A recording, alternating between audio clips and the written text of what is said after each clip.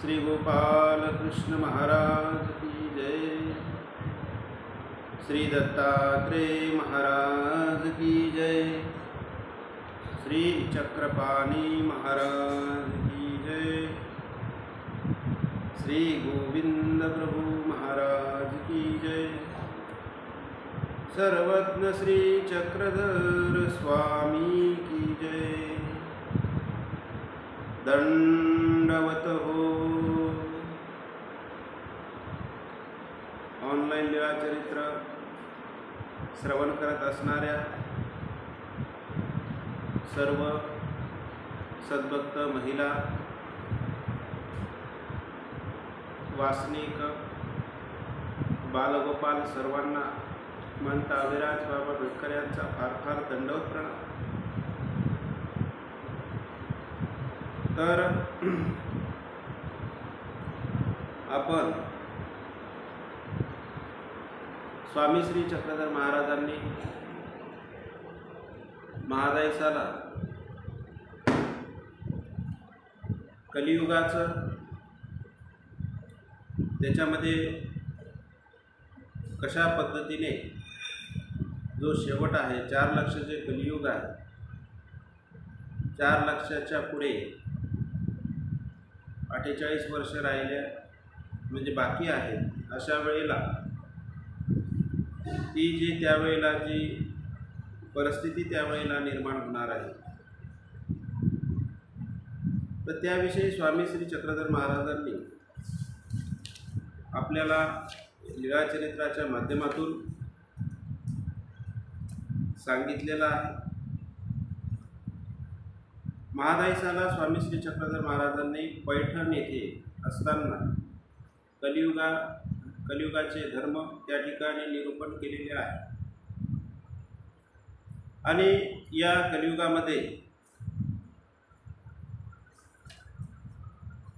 अत्यंत वाईट परिस्थिती त्यावेळेला कुविद्या या जीवाला स्फूर्ती, त्यावेळेला जे त्या कलियुगामध्ये अनेक प्रकाराचं तस्करत्व राहील, कुशळत्व राहील। राजे महाराजे जे लोक आहे, जे राजेसुद्धा एक प्रकारचं अधर्मी राहतील, प्रजासुद्धा पाप आचरणारी असणारी आहे। आणि त्यामुळे अनेक लोक हे अत्यंत दुर्गम भाग आहे, त्या दुर्गम भागामध्ये राहायला जाणार आहे। पाणी जे आहे आटून जाणार आहे, नद्या ज्या आहेत त्या सुद्धा आटलेल्या राहतील, त्याच्यामध्ये पाण्याचा थेंब सुद्धा राहणार नाही। आणि अशा वेळेला पाण्यासाठी शोधाशोध त्यावेळेला सुरू झाल्यानंतर त्या नदीमध्ये, म्हणजे महानदी ज्या असतात त्या नदीमध्येच एक प्रकारे उदक शोधण्याचा प्रयत्न, पाणी शोधण्याचा प्रयत्न, आणि तिथे ते एक प्रकारचे विहीर खोदण्याचा प्रयत्न करतील। थोडं पाणी त्या ठिकाणी राहील, कदाचित पाणी मिळणार नाही, आणि त्याच्यामुळे पाण्याचे भावसुद्धा एक प्रकारचं, म्हणजे पाण्याचं त्यावेळेला महत्त्व एवढं राहील की अंजळीभर सोने एवढं महत्त्व त्यावेळेला राहील। त्यावेळेला चूळभर उदक त्यावेळेला मिळेल, किंवा अंजळीभर सोनं हे ज्या वेळेला आपण देऊ त्याच वेळेला आपल्याला घासभर अन्नसुद्धा मिळणार। म्हणजे अन्न पाणी हे अत्यंत त्यावेळेला मिळणार नाही, दुर्भिक्ष त्यावेळेला राहील, म्हणजे एक प्रकारचं दुष्काळ त्यावेळेला राहील। एकाच्या हातामध्ये जर घास असला तर त्याच्यावरच झोंबून त्या ठिकाणी झोंबतील, कुत्र्याप्रमाणे जशी भाकर राहते त्या पद्धतीने अनेक कुत्रे त्या ठिकाणी येतात, त्याची भाकर घेतात, हिसकून घेतात, अशी अवस्था। बाप आणि मुलगा याच्यामध्ये सुद्धा एकमेकाकडे तोंड दाखवून जेवण करणार। आपण जसं पंक्तीमध्ये बसतो आणि एकमेकाच्या समोर ताट असतात, आपण सामूहिक जेवण करत असतो, तशा पद्धतीचं नाही की माझ्या ताटातला हा घेईल की काय, या भीतीमुळे पाठ करून त्यावेळेला जेवणार आहे, असं त्यावेळेला राहील। म्हणजे काय आहे कलियुगामध्ये स्वामी श्री चक्रधर म्हणजे कलियुगाला कलियुग का म्हणतले, कली म्हणजे आकर्ष, म्हणजे या कलियुगाला काय झालेलं आहे, याच्यामध्ये आकर्ष बसलेला आहे. कशाला आकर्ष बसला? सत्व गुणाला आकर्ष बसला, चांगल्या गुणाला आकर्ष बसलेला आहे. आणि त्याच्यामुळे या कलियुगामध्ये अनेक गोष्टीला आकर्ष बसलेला आहे. मनुष्य देहाला सुद्धा आकर्ष बसलेला आहे. अंगठ्याप्रमाणे मनुष्य त्यावेळेला राहणार आहे. अंगठ्या एवढे मनुष्य त्या ठिकाणी राहते आणि ते त्याच्यामध्ये दोघेच हे राहणार आहे. आईवडील जे असतात त्यांना एक मुलगा आणि मुलगी अशा पद्धतीची परिस्थिती त्यावेळेला निर्माण होणार आहे. तेच जन्मतील आणि तेच मरून सुद्धा जाणार आहे. आणि का होणार असं, तर त्यांचं जे आयुष्य आहे हे कृमीतुल्य होत जाणार, आळीवत आयुष्य. आळी कशा असतात, किंवा 7 दिवस राहिल्या आणि 15 दिवस नंतर त्या मरून जातात. अशा पद्धतीनं स्वामी श्री चक्रधर महाराजांनी पुढे ही मनुष्य वस्ती नष्ट होऊन जाईल. आणि युगांतीचा संवार पुढे स्वामी श्री चक्रधर महाराजांनी महादैसाला निमित्त पौर्णिमेमध्ये सांगितलं की 12 वर्ष अनावृष्टी त्या ठिकाणी राहील, पाण्याचा थेंब राहणार नाही. आणि 12 आदित्याचा तापमान एका सूर्याच्या ठिकाणी राहील, तोही 12 वर्ष राहील. म्हणजे काय झालं, पहिले 12 वर्ष सुकून गेलेला आहे, नंतर 12 त्याच्यामध्ये टाकले, तर ते तापमानाचं वर्ष, म्हणजे नुसतं ऊनच त्यावेळेला राहील, उष्णताच त्यावेळेला राहील. इतकी उष्णता राहील की 600 डिग्री सेल्सिअस. आणि त्याच्यामुळं डोंगर वगैरे जे आहे हे चुनखड्यामध्ये निर्माण होईल. त्याचा एक प्रकारचं ते पर्वतच त्या ठिकाणी राहणार नाही. हिमालय वगैरे जे पर्वत आपण पाहतो ते पर्वतसुद्धा त्या ठिकाणी राहणार नाही. म्हणजे 12 वर्ष असं झालं आहे. नंतर 12 दूनी 24, 12 48 असं झालेलं आहे. आणि अतिवृष्टी म्हणजे पाण्याची वृष्टी आहे. 36 वर्ष म्हणजे हे 12 वर्ष तिसरं जे तप आहे, हे तिसरं तप नुसतं अतिवृष्टी म्हणजे पाणीच पाणी, जिकडे तिकडे पाणीच पाणी. मग काही आपण समजू की बा थेंब पाणी जे येते, किंवा आपण म्हणतो की झड लागली त्या पद्धतीने पाणी राहणार नाही. तर हत्तीची सोंड 3-4 आपण म्हणतो 3चं पाणी लागलं आपल्याला, 2.5चं पाणी लागलं, तर ते जे पाणी आहे त्याची जे पाईप असतो तो 3चा वगैरे, त्या पद्धतीनं ते सोंडीचं ते धार जी आहे ती एवढी जाड त्या ठिकाणी राहील आणि ती कायमस्वरूपी 12 वर्ष नुसती या पृथ्वीवरच ती पडणार आहे. तर अशा पद्धतीनं आणि मग 12 वर्ष म्हणजे तिसरं तप हे काय झालं पाण्याचं, आणि चौथं तप जे आहे ते आहे नुसतं सुसाट्याचा वारा, म्हणजे 48 वर्ष हा सगळं त्या ठिकाणी चालत राहणार आहे. आणि मग तो नुसता वाराच वारा आणि ती जमीन अशी सुकल्या जाणार आहे. चिखलासारखी असलेली जमीन, आपण कसं कपडे हिवाळ्यामध्ये कपडे आपण आतमध्ये पंखा लावून सुकवण्याचा प्रयत्न करतो, ती जमीन जी आहे 12 वर्ष त्या ठिकाणी सुसाट्याचा वारा एकदम राहील आणि त्याच्यामुळे ती जमीन एकदम सुकून जाईल, मऊ त्या ठिकाणी जमीन होणार आहे. अतिशय सपाटीकरण त्या ठिकाणी होणार आहे. कशाची गरज नाही. आपल्याला लोलर आणावं लागतो, अनेक प्रकारचं साधनं आपल्याला आणावं लागतात सपाटीकरण करण्यासाठी. पण हे सपाटीकरण माया ज्या ठिकाणी करत आहे, तर अशा पद्धतीनं त्याच्यावर मग पृथ्वीयुग, त्याच्यावर काय आहे, माया ही पृथ्वीयुग रचते. तर मग आपण याच्यामध्ये हे पाहिलं होतं की पृथ्वीयुगामध्ये ज्यांचा जन्म आहे ते सुद्धा आपण पाहिलेलं आहे की कृतायुगामध्ये जन्म कोणत्या लोकांचा त्या ठिकाणी होतो आहे. तर युगाविपरीत ज्यांनी आचरण केलेलं आहे त्यांचा जन्म पृथ्वीयुगामध्ये होतो. मग त्यांनी त्रेतायुगामध्ये केलेला असेल, त्यांनी द्वापारयुगामध्ये केलेला असेल, किंवा विपरीत वेद ज्यांना झालेला असे जे लोक आहेत त्यांना वेद झाल्यानंतर त्यांना काही जाऊ देत नाही नरकाला, आणि मग त्यांना अवघड्यामध्ये ठेवले जातं. युग पुरे तो अवघडा असते, त्या अवघड्यामध्ये त्यांना ठेवल्या गेलेला असते. आणि नंतर त्यांना काय आहे की पुढे चौकडी ही चुकल्या जात असते. तर अशा पद्धतीने म्हणजे युगाविपरीत जो आहे, किंवा ज्याचं उतटणं केलं म्हणजे परमेश्वराने काय केलं, त्या जीवांना म्हणजे श्रीकृष्ण भगवंतांनी जरासं म्हणजे भीमा कमी मारलं, किंवा अर्जुना कमी मारलेला आहे. असं. तर अशा पद्धतीनं ईश्वर आज्ञा जी आहे त्या ईश्वर आज्ञेने उद्धटनं केलेलं असेल असे जे जीव असतात हे नंतर पुढे काय असतात की चौकडीला म्हणजे अवघड्यामध्ये ते ठेवल्या जातात. युगाविपरीत धर्मानुष्ठानकडे युगायुगी धर्मानुष्ठान म्हणतात कृतयुगी जन्म म्हणजे त्या कृतयुगामध्ये नंतर मग पहिल्यांदा दैवराटीचे जीव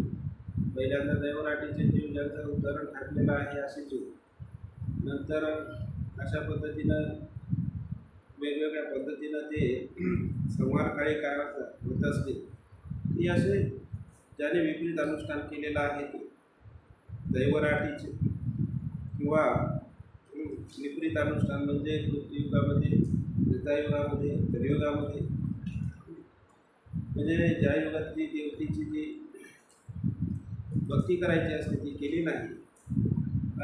चौस्थानीचं म्हणजे ज्या आता समजा कलियुगात चौस्थानीच्या देवता आहेत या देवतेची त्याने भक्ती केली नाही, ईश्वर धर्मावर तो सुखीत राहिला, असं फक्त परमेश्वरच एक खरा आहे, श्रीकृष्ण हाच खरा आहे अशा पद्धतीने तो राहिला.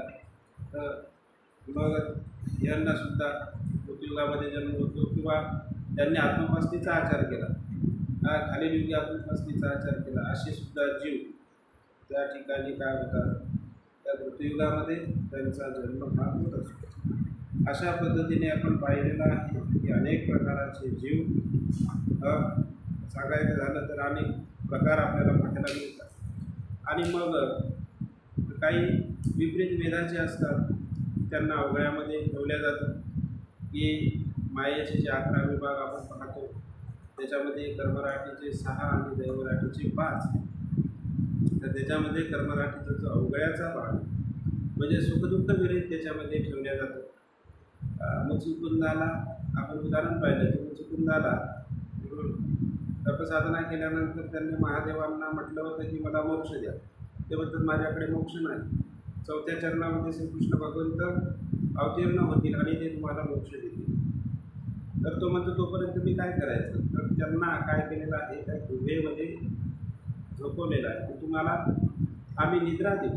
ती निद्रा अशी देऊ की तुम्ही हे युग जाईल त्रेतायुग जाईल आणि त्रेतायुग केल्यानंतर द्वापाराचं 4थं चरण त्याच्यावर तोपर्यंत तुम्हाला कोणी उठवणार नाही, तुम्हाला तो काळसुद्धा कळणार नाही.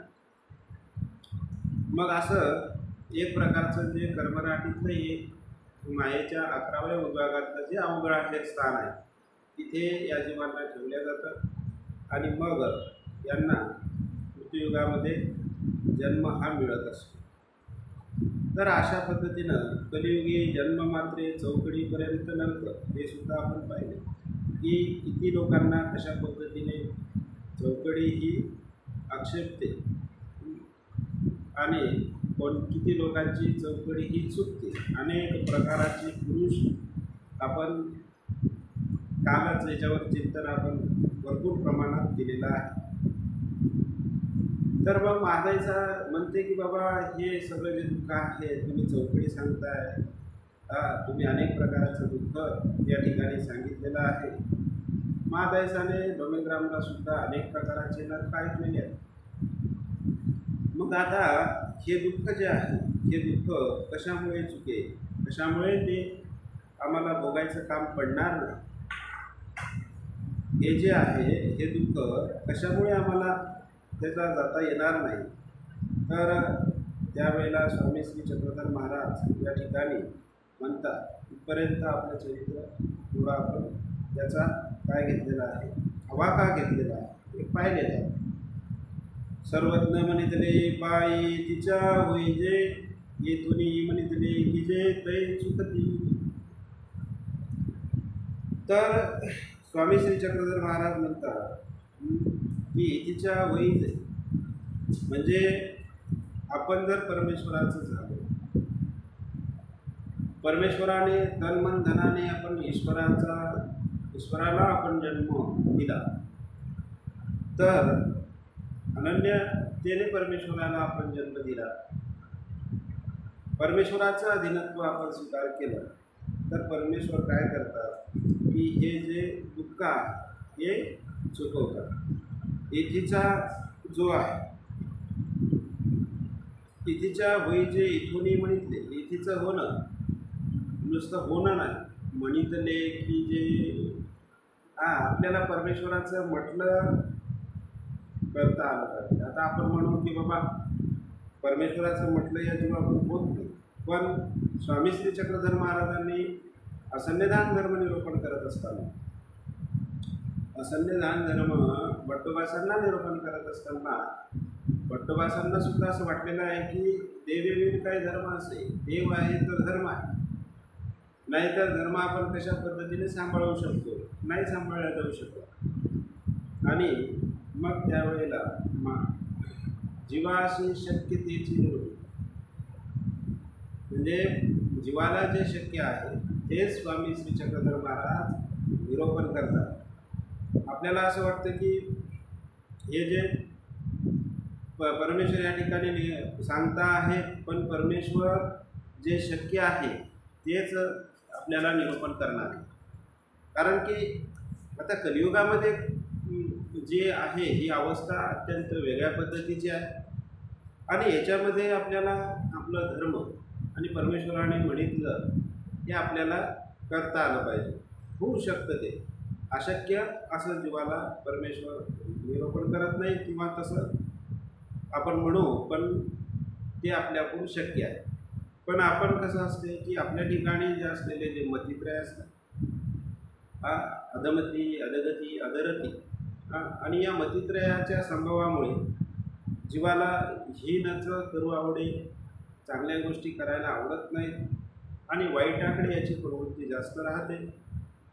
पोथी आपल्याला ऐकायची असेल तर आपल्याला झोप येते, प्रवचन आपल्याला ऐकायचं असेल तर आपल्याला झोप येते, मोबाईल आपल्याला ज्या वेळेला पाहतो त्यावेळेला आपल्याला झोप येत नाही. आपल्यामध्ये आपण त्याच्यामध्ये रमणूक होतो. अधमती म्हणजे आपलं जे बुद्धी आहे, आपल्याला जर समजून घ्या कोणी कोणत्या वेगळ्या ठिकाणी पाहायला, म्हणजे समजून घ्या अनेक पर्यटन स्थळं असतात, तिथे जर जायला म्हटलं तर आपली गती म्हणजे आपलं चालणं तिकडे लगेच आपण करतो. आपल्या मतीमध्ये सुद्धा, म्हणजे डोक्यामध्ये सुद्धा ते विचार येतात आणि आपण तसं जातो. म्हणजे अधगती, अधमती, आणि अधरती म्हणजे त्या ठिकाणी जाऊन आपण रमणूक होतो. ज्या ठिकाणी आपण जायला नाही पाहिजे त्या ठिकाणी आपण जातो. तर अशा पद्धतीने आपण जे म्हणजे ज्या गोष्टीमध्ये कोणत्याही प्रकारचा फायदा नाही. आता आपण आपल्या या जगामध्ये आपण म्हणतो की अनेक आपल्याला पाहायचे स्थळं असतात, अनेक प्रकाराचे स्थळं असतात, तिथे पर्यटन म्हणून त्या ठिकाणी आपण पाहायला जातो. पण आता सांगा बरं तुम्ही, जर आपण जर पाहायचं ठरवलं तर आपले जे पंतप्रधान आहेत हे सुद्धा अनेक ठिकाणी देशात विदेशात जातात, तरी त्यांचं सुद्धा पाहिल्या जातं. तर आपल्याकडून काय शक्य? ही सृष्टी अति दीर्घ आहे, मोठी आहे.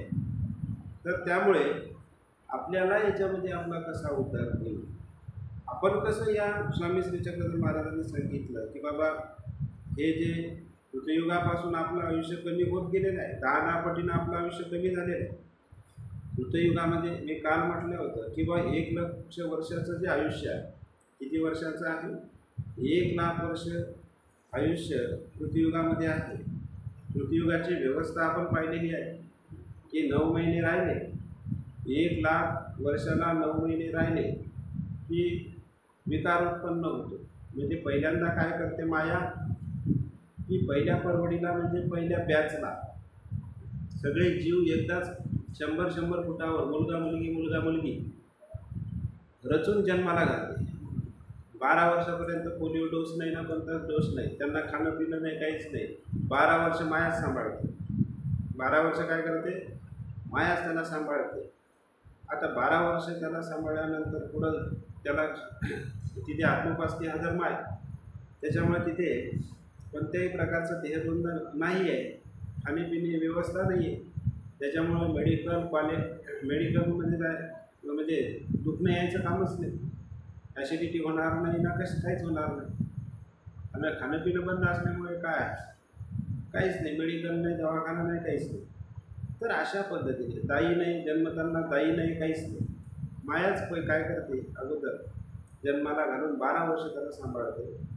पुढे तो आत्मोपास्ती हा किती वर्ष करतो, तर आपण जर त्याचं एक प्रकारचं 1,00,000 वर्ष आयुष्य आहे, तर 1,00,000 वर्ष आयुष्य म्हणजे 12,00,000 महिने. आपण त्याचं गणित केलं थोडक्यात. 12,00,000 महिने हे कृतियुगाच्या महिन्यामध्ये जर आपण केलं तर 12,00,000 महिने होतात 1,00,000 वर्षाचे. थोडं आपल्याला जर समजून घ्यायचं असेल तर एका वर्षात 12 महिने, एका वर्षात किती महिने होतात? 12 महिने. 100 वर्षात आपण जे जगतो ते 1200 महिने जगतो. म्हणजे चांगलं जर आपलं भाग्य असलं तर 1200 महिने. ते पण आपल्याला सगळी पीडा, अनेक प्रकारचे रोग लागतात. म्हणजे 100 वर्षात किती होतात महिने? 1200 महिने. मग पुढचं युग आहे द्वापार युग. त्याच्यामध्ये आपल्याला आयुष्य आहे 1000 वर्ष. किती महिने होतात आपले? 1,20,000 महिने. म्हणजे 10,000चं जर म्हणजे महिन्यामध्ये गणित केलं तर 1,20,000 महिने होतात. मग आता कृतयुगाचं 1,00,000 वर्ष आयुष्य आहे, त्याचे महिने होतात 12,00,000 महिने होतात. या 12,00,000 महिन्यातून 9 महिने वजा करावं लागतात. 12,00,000 महिन्यातून 9 महिने वजा जर केले तर 11,99,991 असं त्याचं एक प्रकारचं गणित आहे. आणि 991 महिने झाल्यानंतर 9च महिने राहतात आणि त्यावेळेला दोघांना विकार उत्पन्न होतो आणि मग ते काय करतात? शारीर सेवना करतात. मग ती बाई गर्भसंमुखी राहते. काय राहते? ती बाई जी आहे ती गर्भसंमुतीच्या ठिकाणी तिची आहे. आणि मग गर्भसंमुती झाल्यानंतर म्हणजे 9 महिने झाल्यानंतर गर्भातून मुलगा आणि मुलगी जुळे जन्माला येतात. म्हणजे दोघंच जन्माला येतात. हम दो हमारे दो. लोकसंख्या सरकार सांगते कमी करा कमी करा, तिथं काय कोणाला सांगायची गरज नाही. हम दो हमारे दो. तर अशा पद्धतीनं नाही नोकरी जायचं काम ना काही. पहिलेच सरकारच one man army. One man म्हणजे जी कमांड आहे ती फक्त मायेचीच आहे त्या ठिकाणी. दुसऱ्या देवतेचा त्या ठिकाणी कोणता धर्मही त्या ठिकाणी आचरला जात नाही. कोणतंच मंदिर नाही इतर देवतेचं, कोणतं बाकीच्या याचं कोणाचंच मंदिर त्या ठिकाणी नाही. देवी देवतेचं 81 कोटी 1,25,00,000 आपण ज्या देवता म्हणतो या याच्या कोणत्या देवतेचं मंदिर त्याच्या ठिकाणी तिथे नाही. फक्त मायेचा आत्मोपास्ती हाच धर्म त्या ठिकाणी आचरला जातो. ती म्हणेल तिचं जे आहे सत्ता त्या पद्धतीनेच तिथे राहावं लागतं. तर असं जे आहे अशा पद्धतीने तिथे राहिल्यानंतर मग अंतिविकार जो उत्पन्न होतो, तर मग त्याच्यामध्ये अंतिविकार उत्पन्न झाल्यानंतर पुढे दोनच मुलगा आणि मुलगी जुळे जन्माला येतात आणि हे मरून जातात. तात्काळ ते मरत नाही. विकार उत्पन्न झाला तर लगेच देहपात त्यांचा होत नाही. म्हणजे ताबडतोब ते मरत नाही. त्याबडतोब त्यांना जसं एखादा रोग झालेला मनुष्य असतो तो क्षीण होत होत मरतो, क्षीण होत होत मरतो, तसं उपकार उत्पन्न झाल्यानंतर त्याचा 9 महिन्यानं त्याचा मृत्यू होतो दोघाचा. म्हणजे अशा पद्धतीनं मग तिथे त्या गर्भधारणापर्यंत तो. मग आता तिथे पहिल्या परवडीला रचून अशा पद्धतीनं देह मिळतो. दुसऱ्या परवडीपासून म्हणजे दुसऱ्या बॅचपासून म्हणजे तिथे जेवढे मुलं आणि जेवढ्या मुली आहेत तेवढ्याच राहणार. तिथे काही लोकसंख्या किती व आता मुलंच कमी होऊन राहिल्या, मुलीच वाढून राहिल्या अशी गणना करायचे काम नाही. 32 वेळेला 1,00,000 वर्ष त्याचं आयुष्य आहे. तर 32 वेळेला 32 बॅचा त्या ठिकाणी जन्मतील आणि मरतील. युगाचं आयुष्य संपून जाणार. 32 लक्ष कृतयुग आहे. 32 बॅचा त्या ठिकाणी काय होणार आहे? राहणार आहे. तर अशा पद्धतीने अत्यंत चांगल्या पद्धतीचं त्या ठिकाणी जी व्यवस्था आहे असं आपण या कृतीयुगाच्या संदर्भामध्ये थोडासा विचार करण्याचा प्रयत्न आपण केलेला आहे. अजूनही त्या ठिकाणी काय काय आहे ते बरंच त्या ठिकाणी आपल्याला सांगण्यासारखं आहे. ते आता स्वामींनी पुढे सांगितलेलंच आहे. तर मग हे जे आहे ह्या सगळ्या गोष्टी ज्या आहेत, मग आता येथीचं होणं म्हणजे कृतयुगामध्ये सुद्धा परमेश्वराचं होता येतं. तिथे 81 कोटी सव्वा लक्षच्या देवीदेवता त्यांचं मंदिर राहणार नाही, पण परमेश्वर उद्धारण कार्य म्हणजे ईश्वराचा व्यापार जो आहे त्याचा वाचून म्हणजे ईश्वर भक्ती वाचून दुसऱ्याला तिथे प्रवेश नाही. तिथे फक्त काय आहे, ईश्वर आणि एक मायेची कमान. नंतर मग बाकीचे ते देवता त्यांना रे गावाच्या ठिकाणी नाही आहे. तर अशा पद्धतीने तिथे राहील. तर मग तिथे सुद्धा परमेश्वराचं जर झालं तर मग उद्धार होऊ शकतो. पण आपण तिथे पण केलं नाही, त्रेतायुगातही केलं नाही, द्वापारयुगातही केलं नाही आणि कलियुगातही आपल्याकडून होते की नाही ही मोठी शंका आहे. येथीचं होणं परमेश्वराचं, स्वामी म्हणतात येथीच्या होईजे इथून मिळते की जे. आता आपण काही या युगात डायरेक्ट थोडा आलो, आपले जन्म झालेले असतात, प्रत्येक युगामध्ये आहे जन्म. मग आता आपल्याला आपण परमेश्वराचं म्हटलं गेलं नाही म्हणून इथपर्यंत आलो. आता पुढे आपल्याकडून परमेश्वराचं म्हटलं होतं की नाही हे 100% कोणी सांगू शकत नाही. परमेश्वराची अस्तिपरी आहे. परमेश्वराचं हे म्हणजे भट्टोबासाहेब म्हणतात की वाणिता काय इकडे ते पडी ना. आपण एखाद्याला म्हणतो की बाबा तुम्ही खूप विरक्त आहात, तुम्ही खूप वैरागी आहात, तुम्ही चांगलं आचरण करता, निश्चित तुम्हाला परमेश्वर. पण तसं नाही. जोपर्यंत आपण खड्ड्यात जात नाही, जोपर्यंत आपण आपलं एक प्रकारे हे 3.5 फुटाचं जे देह आहे आपल्याला 3.5 फूट गड्डा लागतो, जोपर्यंत आपण त्या गड्ड्यामध्ये सुरळीत जात नाही म्हणजे कोणताही विकार, कोणताही हिंसाप्रमाण, विकल्पप्रमाण आपल्याकडून न घडता अखोरी आगोटी जन्म, कोरा जन्म ते धर्मसिद्धीला त्या ठिकाणी गेल्यानंतर तो कुठपर्यंत जायपर्यंत त्याची संभावना एखादा दोष त्याच्याकडून घडतोच. ठीक आहे. तो दोष आपल्याला सांगता येत नाही, तो आपल्याकडून होईल म्हणजे कशा पद्धतीनं आपण पूर्वप्रमाणामध्ये काय केलेलं असेल, आपण काय प्रसव असतील आपल्याला काहीच सांगता येत नाही. म्हणजे कलियुगामध्ये आपल्याला परमेश्वर लवकर जर म्हणजे ज्याने ईश्वराला जन्म दिला, ठीक आहे, ज्याने संन्यास घेतला, किंवा माझ्यासारखे जे जीव आहेत समोर थोडक्यात म्हणजे कसं ज्याने संन्यास घेतला बाबा त्या कलियुगामध्ये जितके लवकर जातील काय करेल ते तेवढे परमेश्वरचा आपण काय म्हणतो की बा कोरोनामध्ये ते बाबा वारले, तो तरुण साधू वारला, ठीक आहे. हे परमेश्वर काय करतात, त्या जीवाचं तेवढं साधन काहीतरी निमित्त घेऊन त्यांना चालले जातात. म्हणजे पुढं त्यांच्याकडून काही गोष्टी ज्या घडायच्या असतात, वाईट काही दोष घडायचे असतात, ते परमेश्वर त्यांच्याकडून घडू देत नाही. ज्यांच्याकडून समजून घ्या मग नाही घडत तर त्यांना ठेवतात. तर अशा पद्धतीनं काय होत असतं की आपल्याला कधी काही माहीत नसते की बाबा हा चांगला माणूस होता, कसं काय केला.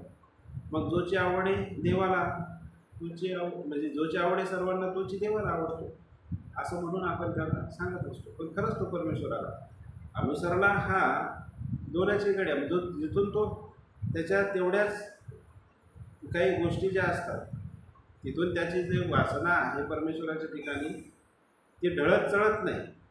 परमेश्वराच्या व्यतिरिक्त कुठे रममानच तो झालेला नाही.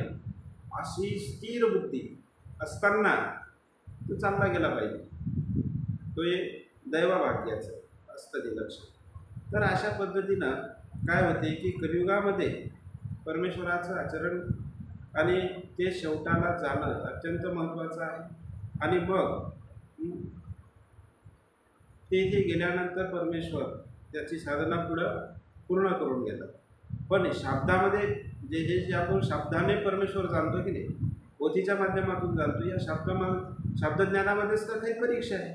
जोपर्यंत आपण मिलिटरीमध्ये किंवा कोणती एखादी समजून घ्या मराठीतलं जर समजून घ्या आपण म्हटलं तर जोपर्यंत आपल्याला सर्व्हिस लागत नाही तोपर्यंत खडतर आपल्याला काय करावं लागते, साधना करावं लागते, खूप अभ्यास करावा लागतो. एकदा जॉब लागला की नंतर मग समजून घ्या पुढचं जे आयुष्य आहे ते पाहायचं काम नसते, समजून घ्या एक प्रकारचं त्याचं करिअर चांगलं होऊन जातं. तसं हे याचं म्हणजे परमार्थातलं जे उद्धरणाचं जे करिअर आहे हे शाब्दज्ञानामध्ये आहे. शाब्दज्ञान हेच त्याचं एक खूप म्हणजे एक प्रकारचा खडतर रस्ता आहे.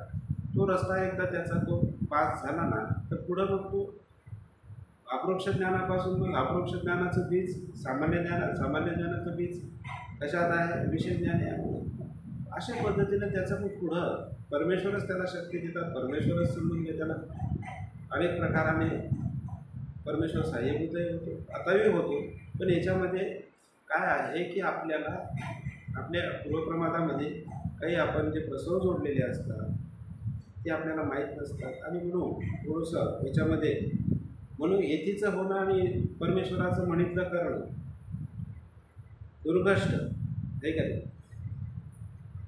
दुर्गष्ट कर्म हे वर होईल को राज्य वापर येथून म्हणितले ते न स्वामी म्हणतात हे का की जसा तो पाठा होता मग तो म्हणतो मी करून दाखवतो, तर मग स्वामी म्हणतात दाबण घ्या, या डोळ्यातून काढा आणि या डोळ्यातून काढ, म्हणजे इकडून ती घालायची आणि दुसऱ्या डोळ्यातून काढायची, तर काढून दाखवता का? मग ते लगेच दाबण घालायला पाहतात, इकडच्या डोळ्यातून इकडच्या डोळ्यातून केला. स्वामी म्हणतात हे वर वरील को राजा वापर इथून म्हणून इथले ते वर असे दुर्गष्ट कर्म या जीवाकडून होऊ शकतात. या जीवाला म्हणजे दुःख सहन होत नाही 100 वर्षामध्ये आणि एखादी रोगाची पीडा झाली तर तो म्हणतो मी मरून गेलो पाहिजे, आत्महत्या करण्याचा प्रयत्न करतो, पर्वत मोठ्या याच्यामध्ये विहिरीमध्ये उडी मारून घेईल, मग त्या पर्वतावर खाली उडी मारेल. असे दुर्गष्ट कर्म या जीवाकडून होऊ शकतात. पण इथून म्हणितले ते म्हणून परमेश्वराचं म्हणितलं होणं आणि ते करणं हे अत्यंत महत्त्वाचं आहे. त्यावेळेला ते चुकतं. यावरी महादायीशी पुसी मग महादायीचा काय म्हणते, जी करी धर्म ऐसे तर युग धर्म कैसे जी. कलियुगाचा धर्म असा आहे. मग युग धर्म म्हणजे कृतयुग द्वापरयुग असे जे धर्म आहेत ते 4 युग आहेत. त्यातले धर्म आम्हाला थोडके सांगा. सर्वज्ञ म्हणितले बाई सकळ साधने ती युगी वर्तती, प्रथम युगी नाही. सकळी साधने म्हणजे नाना पुण्य अनंत व्रताधिक साधने, म्हणजे जेवढं काही समजून घ्या अनेक देवी देवतेंची अंतर्या बैर्या हे साधन, पतिव्रतेचा व्रत एकादश असेल, हे जे सगळे व्रत आहेत त्याच्यामध्ये नाना पुण्य अनंत व्रताधिक याच्यामध्ये सगळे येतात. नाना पुण्य अनंत व्रताधिक भाव साधन जे आहे हे तिन्ही युगामध्ये म्हणजे त्रेतयुगामध्ये, द्वापार युगामध्ये आणि कलियुगामध्ये, त्या त्रियुगामध्ये हे काय आहे वर्ततात. प्रथम युगी न वर्तती म्हणजे कृतयुगामध्ये काय आहे, इतर कोण्याच देवतेची विद्या ही वर्तत. धर्मानुसार जेवढ्या विद्या तेवढ्या देवतात, तर कोणत्याच देवतेची विद्या ही वर्तत नाही. मग अशा पद्धतीनं म्हणजे जसं त्रेतायुगामध्ये यक्षिणीची विद्या म्हणजे एखाद्या होऊ शकते, जसं वशिष्ठ हे म्हणजे त्रेतायुगातली गोष्ट आहे. वशिष्ठ हे रामाचे एक गुरु होते ना, वशिष्ठ हे रामाचे गुरु होते.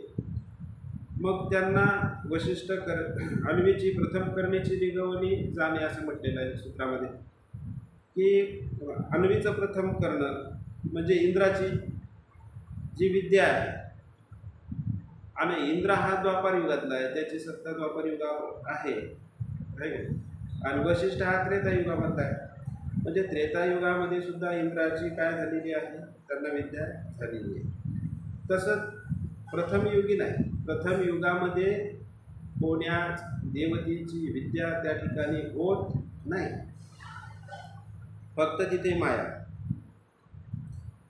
म्हणजे फक्त कृतयुगामध्ये माया सोडून कोण्याच देवतेचा विद्या देण्याला कोणत्याच देवतेला त्या ठिकाणी परवानगी ही नाही. अशा पद्धतीनं सगळे साधने म्हणजे बाकीचे जे साधनं आहेत नाना पुण्य जे देवतेचे जे धर्म आहेत हे तिन्ही युगामध्ये वर्ततात.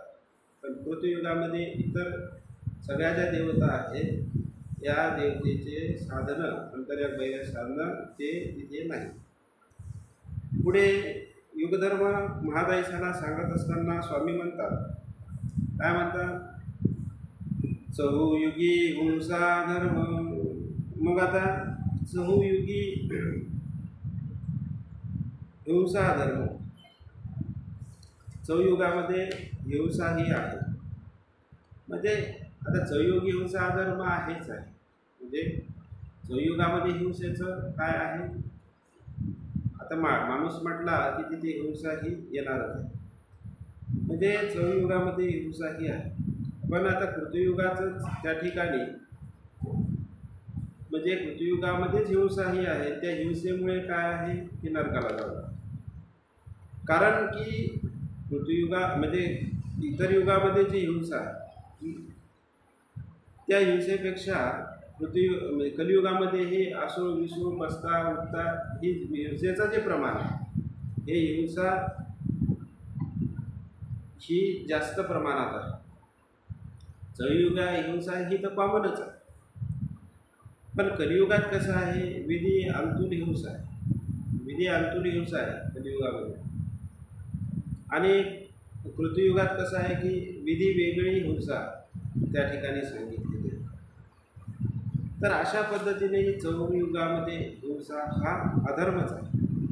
चौयुगामध्ये काय आहे, हिंसा हा अधर्मच आहे. आपण जर आता थोडंसं पाहिलं तर या कलियुगामध्ये हिंसा आहे, मग इतर युगामध्ये सुद्धा हिंसा ही आहे. आणि त्या हिंसेचा निपज हा होतोच. जसं आपण पांचाळेश्वर, तिथे पांचाळ राजा आहे आणि या पांचाळ राजा हा जो आहे तिथे राक्षस बोलला दोन कुंभ आणि निकुंभ असे दोन ब्राह्मणाचे मुलं होते. पण त्यांची जी प्रवृत्ती होती ही आसुरी होती. आसुरी प्रवृत्ती, ब्राह्मणाची मुलं आहेत पण आसुरी प्रवृत्ती, राक्षस वृत्ती त्यांची होती. अनेकांना ते त्रास देत होते आणि ऋषीमुनींना त्रास द्यायचे, त्याचा तपभंग करण्याचा प्रयत्न करायचे त्रेतायुगामध्ये. असं ते करत होते. अनेक लोकांनी त्यांना समजवण्याचा प्रयत्न केला, पण प्रवृत्ती ही राक्षसी आहे, त्यामुळे ते कोणाचं ऐकत नाही. सगळे ऋषीमुनी, सगळे जे ऋषीमुनी आहेत हे कंटाळून जाते, प्रजा कंटाळते पांचाळ राजाची. आणि मग हे ऋषीमुनी प्रजा वगैरे सगळे त्या पांचाळ राजाला म्हणतात की याचा बंदोबस्त करा, की हे अनेकांना त्रास देतात, ऋषींना त्रास देतात. पांचाळ राजा म्हणतो की बाबा तो एक नीतिमान राजा आहे आणि तो म्हणतो की हे ब्राह्मणाचे मुलं आहे आणि ब्राह्मणाच्या मुलांना जर मारलं, त्यांच्यावर वार केला तर ब्रह्महत्या होते. आणि ब्रह्महत्येचं पातक जे आहे हे खूप मोठ्या प्रमाणात असते. हे ब्रह्महत्येचं जे पातक आहे हे ब्रह्महत्येचं पातक हे खूप मोठ्या प्रमाणात आहे. कारण की पांचाळ राजा हा काय आहे की त्याला जाणीव आहे की हिंसा करणं हे चांगलं नाही, हा धर्म आहे. आणि ते बी मनुष्याची हिंसा प्रमाण हा कधी घडतो, मनुष्याची हिंसा घडल्यानंतर घडतो. आणि त्यातल्या त्यात ब्राह्मणाचे 2 मुलं मारायची, तर त्याला एक प्रकारचं ते त्या भीतीमुळे, त्या ब्रह्महत्येच्या भीतीमुळे तो त्यांना मारत नव्हता, पण त्या गोष्टीचा ते फायदा घेत होते आणि त्रास देत होते. शेवट ऋषीमुनी कंटाळले, त्यांनी सांगितलं की आमचं रक्षण करा तुम्ही. पांचाळ राजाला सांगितलं की आमचं रक्षण करा. नाविलाजाने काय झालं, नाविलाजाने त्याने या कुंभनिकुंभांना, त्या राक्षसी वृत्तीचे जे ब्राह्मणाची मुलं होते त्या मुलांना त्यांनी काय केलेलं आहे, मारलेलं आहे. आता मारलं हे खरं आहे, पांचाराजा हा जाणीवेचा माणूस आहे, ज्ञान आहे. आणि मग मी ब्राह्मणाची मुलं, ती आश्चर्य प्रवृत्तीची आहे आणि असल्यामुळे मी मारली, पण ती ब्राह्मणाची आहे. तर ब्रह्महत्या मला ही घडलेली आहे. त्रेतायुगामध्ये त्यांचे जे गुरु होते आत्मकृषी, आपल्या गुरुला भेटावं, तिथे जावं, आपलं सांगावं, त्याच्यामधून काहीतरी पर्याय निघेल म्हणून आत्मकृषी जे आहे, या आत्मऋषीला त्यांनी विचारलेलं आहे, मला ब्रह्महत्येचं पाप या ठिकाणी घडलेलं आहे आणि मग आता ही हिंसा ही माझ्या मस्तकी पडलेली आहे आणि याच्यातून मला कसं काय निस्तारा होईल ते तुम्हाला उपाय सांगा. हिंसा माझ्याकडून घडली. जसं द्वापारयुगामध्ये द्रौपदीने श्रीकृष्ण भगवंताचा साई काय केला, धावा केला, परमेश्वराला त्या ठिकाणी आळवले, म्हणजे परमेश्वराला त्या ठिकाणी अर्थपूर्वक त्या ठिकाणी धावा केलेला आहे. तिथे श्रीकृष्ण भगवंतांनी वस्त्र पुरवले. अर्थात इथे सुद्धा आत्मकृषी म्हणतात तुम्हाला श्री दत्तात्रय प्रभूची धावा करावं लागणार. याच्यातून तुम्हाला फक्त श्री दत्तात्रय प्रभू हेच वाचवू शकतील, अन्यथा कोणीच तुम्हाला याच्यातून वाचवू शकणार नाही.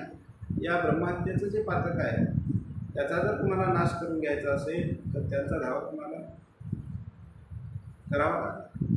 कारण ते नरक सामान्य नाही. जडत्वाचं जे नरक आहे की हे सामान्य नाही ना, की या जडत्वाच्या जीवाला, म्हणजे जडत्वामध्ये एकदा जीव त्याच्यामध्ये संपादक करतो, म्हणजे त्याच्यामध्ये टाकल्या जर गेला, जडत्वाच्या दुःखामध्ये जर टाकल्या गेला तो, तर त्याच्यातून त्याला काढता येत. हा ब्रह्मविद्या निर्णय आहे, म्हणजे एक प्रकारचा निर्णय आहे की जडत्वातून जीवाला काढणे नाही. श्री दत्तात्रय प्रभूची विलक्षणता पाहणं तुम्ही. श्री दत्तात्रय प्रभूचे एक नाही दोन, ते पण ब्राह्मणाचे मुलं त्या ठिकाणी मारले गेले. आता जडत्व हा जो प्रकार आहे, म्हणजे एखाद्या मनुष्याची जर हिंसा झाली तर 13 विधी नरक होतात. मग इतर जर समजून घ्या हिंसा असते, त्या हिंसेला पर्याय आहे, म्हणजे ते नरक नाचलेला पर्याय आहे. रौरवाचे असतील, इतर असतील, इंद्रियार्थाचे असतील, याला पर्याय असतो. जसं लक्ष्मींद्र जे राक्षस आपल्या राखे लक्ष्मींद्र भट्ट यांनी जिव्हा जो मळ आहे तो खाल्लेला आहे. आपण काय करत असतो, सकाळी तोंड धुतो, आता पाहता जिभेचा जो मळ आहे ते काढण्याचं एक थोडं हे असते, एक प्रकारचं जिभेचा मळ काढला जातो त्याच्याने, आणि मग त्याच्यातून जिभेचा मळ आपण बाहेर काढतो आणि खाली टाकतो आणि तो चालला जातो. असा तो जिभेचा जो मळ आहे, स्वामी श्री चक्रधर महाराजांचा जिभेचा मळ तो उच्चिष्ट म्हणून त्यांनी घेतला. उच्चिष्ट म्हणून काय घेतला होता तो त्यांनी घेतलेला आहे. तर त्यामुळे काय झालं की हडा गदळल्या पापा पुरुष, म्हणजे इंद्रियार्थाचे जे नरक असतात ते सुद्धा परमेश्वराचा जो उच्चिष्ट प्रसाद आहे त्याने नाशल्या जातात. म्हणजे इतर नरकाला आपण त्याला अधिकरण किंवा कोणाचं जर आपण उष्ट खाल्लं, म्हणजे त्याला आपण मार्गोमार्गी ताट प्रसाद असं म्हणतात. ताटातील जो प्रसाद आहे तो पण उच्चिष्ट पाहिजे, म्हणजे उष्ट असावा. त्याने जर समजून घ्या, तुम्हाला तुम्ही म्हटलं की बाबांना खूप सफरचंद भेटलेले आहेत, ते त्यांनी प्रसाद म्हणून दिले, पॉपकॉर्न आहेत ते पुढे दिले, तुम्हाला बिस्किट्स आहे पुढे दिले, तेने करून नाही. उच्चिष्ट प्रसाद पाहिजे तो उष्टाच पाहिजे आणि श्रद्धापूर्वक तो घेतला पाहिजे. कारण की प्रमाण त्याला छिन्नस्थळीच्या त्या गिळेचा की मासोपवासनेचे जे परिचारिका होत्या त्यांनी भट्ट आणि नाथोबासांचं उष्टे वाने खाल्ले, उष्ट खाल्लेलं आहे त्या ठिकाणी. कारण की मार्कंडाला त्या ठिकाणी स्वामी श्री चक्रधर महाराज पाठवत असतात की बाबा तिथे जे काही ते भट्ट आणि नाथोबास त्या ठिकाणी करतील तर तिथं तुम्ही काहीतरी घ्या. तर मासोपासनीच्या ज्या परिचारिका ज्या सेविका यांनी ते उच्चिष्ट घेतलं, म्हणजे भट्टोबासांचं घेतलं, नातोबासांचंही घेतलं तर त्यांना महंत श्रेय झालं, म्हणजे खूप मोठ्या प्रमाणात त्या ठिकाणी त्यांचं नरक हे नासले. तर अशा पद्धतीनं पर्याय आहे, पण जडत्वाला तो कोणता पर्यायच नाही. महंत श्रेय झाले म्हणजे अनेक प्रकारचं पाप त्या ठिकाणी नासलेलं आहे. थोडक्यात म्हणजे जे काय जडत्वाला टाकला जीव की निघतात म्हणजे काढता येत नाही. आमचे श्री प्रभू बाबा दुडू धाव घेतली, गेला कंटक मोडून, आहे की नाही.